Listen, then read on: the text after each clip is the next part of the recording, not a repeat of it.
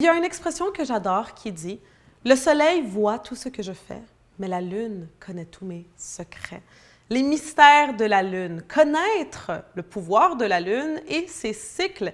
Eh bien, tu vas apprendre tout ça dans l'épisode d'aujourd'hui.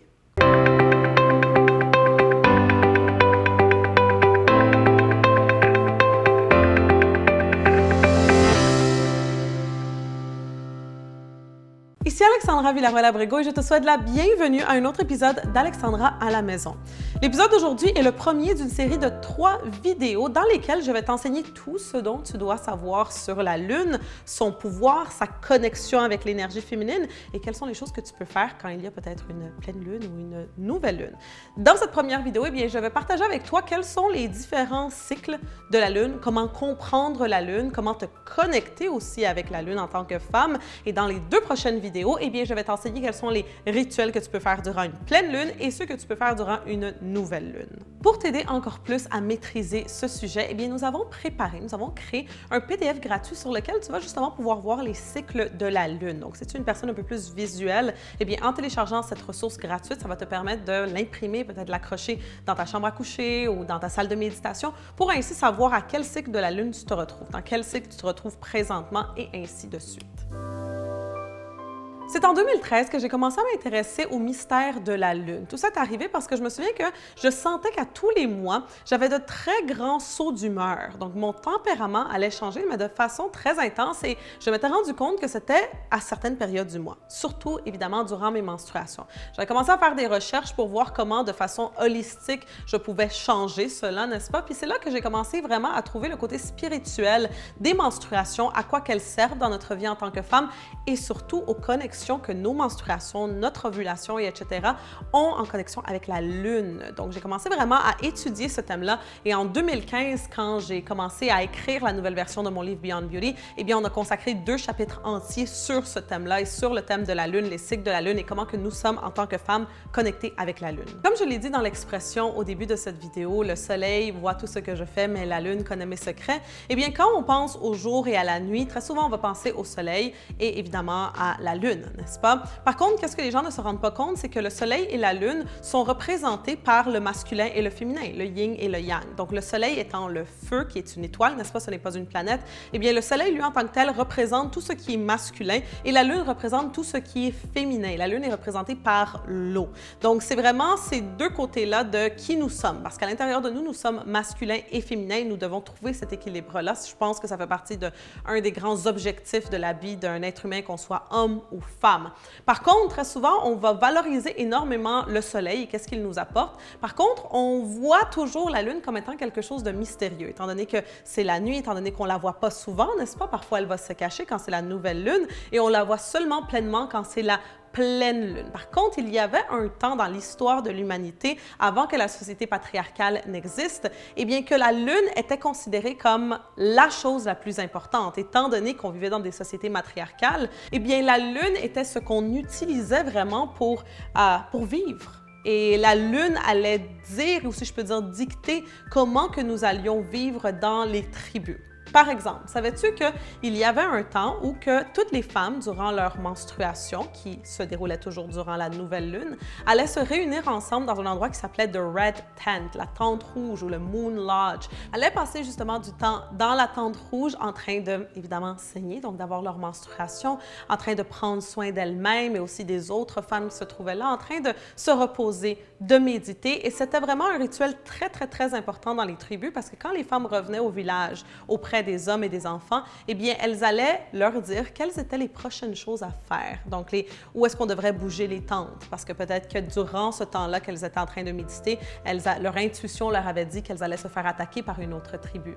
Elles allaient dire où est-ce qu'ils allaient pouvoir aller chasser certains animaux. Donc, où est-ce qu'ils allaient trouver la nourriture qui s'en venait, etc. Donc, le pouvoir féminin en tant que tel était très, très, très respecté durant, évidemment, les temps puis la période matriarcale qui représente une très, très grande partie de l'histoire vraiment humaine. Maintenant, revenons un peu au thème d'aujourd'hui, qui est cette connexion avec la Lune que tu as, parce que crois-moi que je pourrais passer beaucoup de temps à parler des sociétés matriarcales puis de qu'est-ce qui se passait dans ces temps-là. Eh bien, comme je l'ai dit, les femmes, quand elles se réunissaient ensemble et quand elles avaient leur menstruation toutes ensemble dans un même village, eh bien, c'était durant la nouvelle lune. Je ne sais pas si ça t'est déjà arrivé, mais quand tu passes beaucoup de temps avec d'autres femmes, très souvent, vos cycles menstruels vont s'aligner, n'est-ce pas? Donc, quand tu as des meilleures amies ou des femmes avec qui tu passes beaucoup de temps, eh bien, tu vas avoir tes menstruations en même temps qu'elles. Eh bien, qu'est-ce qui se passait dans ce temps-là? C'est que dans le même village, toutes les femmes allaient avoir leur menstruation, évidemment, en même temps, parce qu'elles passaient toutes du temps ensemble. En plus, ça, c'était dans les temps avant que l'électricité existe. Puis l'électricité a eu un énorme effet sur nos hormones, parce que la nuit, étant donné qu'il y a toujours des lumières dehors,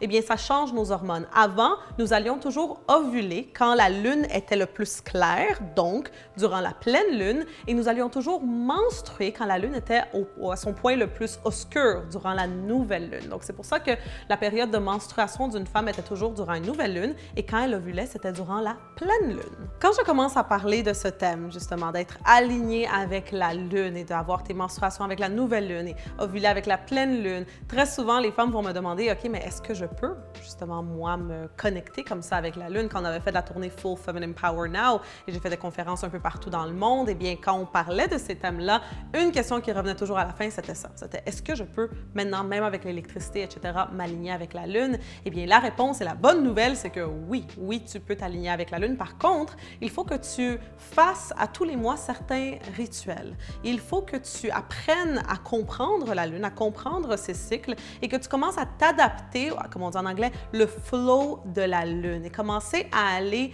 et à vivre, si je peux dire, ta vie de façon circulaire. Nous vivons dans une société patriarcale qui nous enseigne de vivre de façon linéaire. Donc, de se réveiller, d'avoir un horaire, 9 à 5, on va quelque part, on doit faire ci, on doit faire ça, on a nos fins de semaine libres, n'est-ce pas? On a des vacances durant l'année, mais c'est vraiment tout. Alors, on se fait enseigner d'avoir ce genre de routine très, très, très fixée. Par contre, en tant que femme, ton énergie féminine n'est pas créée pour être ainsi. Là, évidemment, ça ne veut pas dire que tu dois laisser ton travail puis ne plus jamais travailler pour pouvoir être alignée avec la lune. Mais comme j'ai dit, il y a certains rituels que tu peux faire pour faire ça. Maintenant, comme j'ai dit, la prochaine vidéo, les 2 prochaines vidéos, eh bien, je vais partager avec toi quels sont les rituels de nouvelle lune et de pleine lune parce que c'est des rituels différents que tu vas faire. Par contre, qu'est-ce que je veux que tu comprennes dans cette première vidéo qui est un peu une introduction à ce thème? C'est qu'à tous les mois, en tant que femme, tu passes par les 4 saisons de l'année, si je peux dire. Donc, tous tes mois, c'est comme une année par laquelle tu passes. C'est pour ça que les gens vont dire très souvent que les femmes sont tellement émotives, etc. Eh bien, c'est normal parce que nous passons par 4 saisons à tous les mois, donc c'est énorme. Alors, quand tu es en train de menstruer, quand tu as tes menstruations, quand tu es en train de saigner, eh bien, c'est un peu comme l'hiver. Okay? Pour toi, donc c'est l'hiver, tu as envie de rester à la maison, sous les couvertures, confortable. Tu n'as pas envie nécessairement de sortir, de voir des gens, n'est-ce pas? Ensuite, on a le printemps.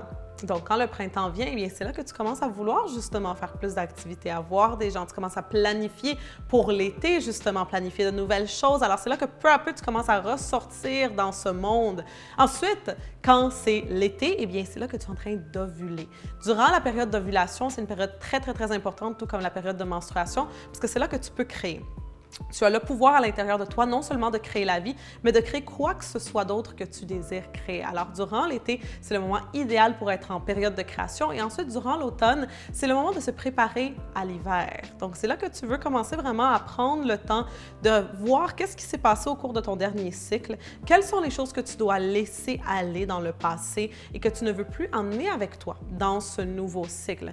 Une grande erreur que je vois très, très, très souvent en ligne qui se partage, qui est complètement fausse. Beaucoup de gens vont dire que durant la période de menstruation, donc durant ton hiver, durant la nouvelle lune, que c'est le temps de manifestation, pour manifester ce que tu désires. Mais non, c'est pas du tout ça. Durant la période de menstruation, quand c'est la nouvelle lune, ce n'est pas le temps de manifester, ce n'est pas le temps de sortir dehors, de créer des projets, de faire des intentions. Non, absolument pas. C'est le temps de laisser aller, c'est le temps de prendre soin de toi, c'est le temps de passer du temps seul. Ce n'est absolument pas le moment de créer. Et durant durant la pleine lune, eh bien, ce n'est pas le moment de laisser aller. Très souvent, j'entends dire que durant la pleine lune, c'est le moment de laisser aller des choses qui ne te servent plus. Non, durant la pleine lune, c'est ton moment de création, c'est l'été, c'est le moment de sortir, de faire des choses, de manifester les choses que tu désires. Donc, je pense que dans le monde de l'Internet, beaucoup d'informations, c'est comme confondu, puis il y a eu beaucoup de mauvaises choses qui ont été dites. Alors, je veux vraiment que tu comprennes comme il faut les cycles de la lune pour que tu commences à vivre ainsi.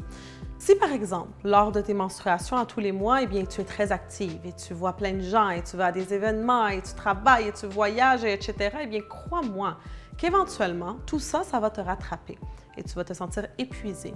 Tu vas te sentir très, très, très facilement fâché, si je peux le dire ainsi, avec les gens.